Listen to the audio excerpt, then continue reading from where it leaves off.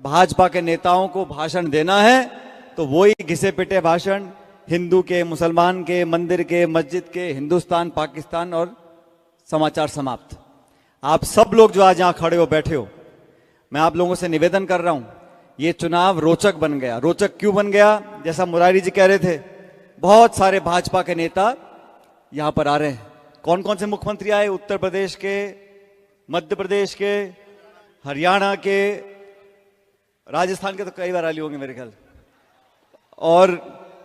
और योगी जी, मोदी जी, राजनाथ सिंह जी, फलाने जी, ढिंगाने जी।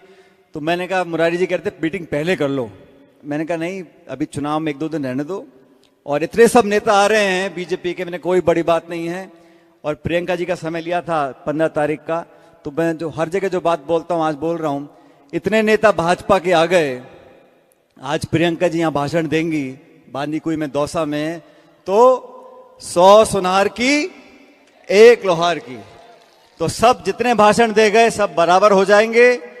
और यहां हमारे जिले के बहुत नेता हैं जो भाजपा से जीत कर गए हैं, वो गांव गांव डोल रहे हैं।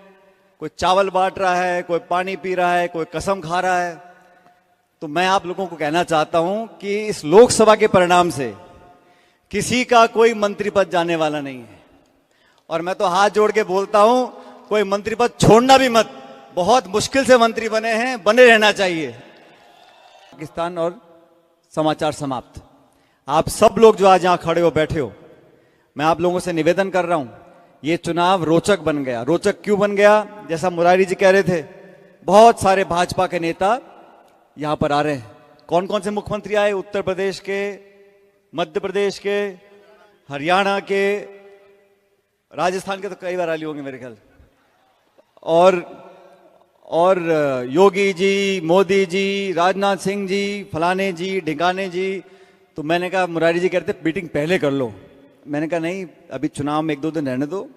और इतने सब नेता आ रहे हैं बीजेपी।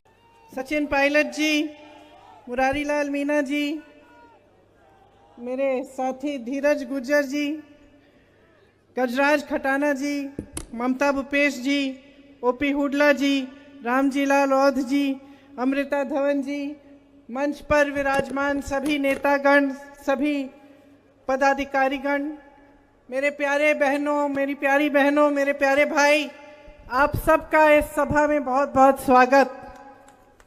राम राम सा। मेहंदीपुर बालाजी महाराज की, देवनारायण भगवान जी की, मीन भगवान जी की, रामदेव भगवान जी की। ये पंडित नवल किशोर जी की धरती है, सचिन पायलट जी के पिताजी की धरती है, जिन्होंने आजीवन आपकी सेवा की। आज यहां पहली बार आने का मौका मिला है, चुनाव का समय है। खास तौर से चुनाव के समय मुझे हमेशा लगता है कि जनता से सच सच बात करनी चाहिए, सीधी सीधी बात करनी चाहिए। भाषण, आप सब बता रहे थे कि कितने लोग आए हैं, कितने बड़े बड़े नेता आए हैं, सबने आपको अच्छा खासा भाषण दिया होगा, आपने सुना होगा।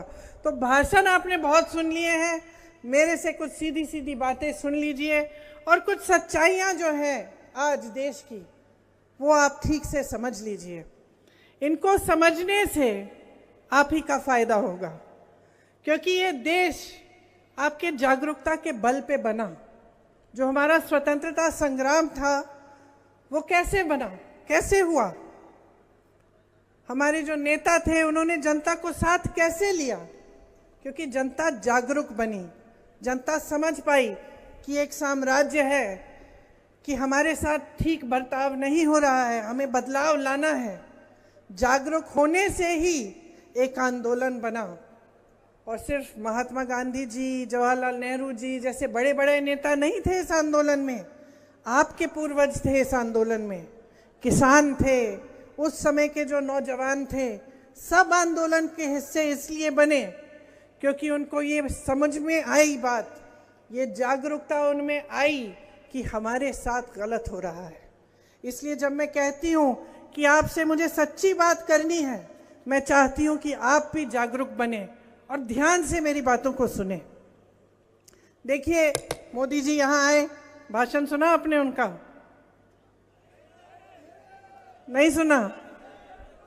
भाषण सुनना चाहिए सबका, तभी तो पता चलता है कि असली कौन है, नकली कौन है ना? मैं तो सुनती हूं, मैंने सुना उनका भाषण, मैंने उनका भाषण सुना और सच्चाई यह है कि मुझे उनकी बातें अब हल्की लगने लग गई हैं।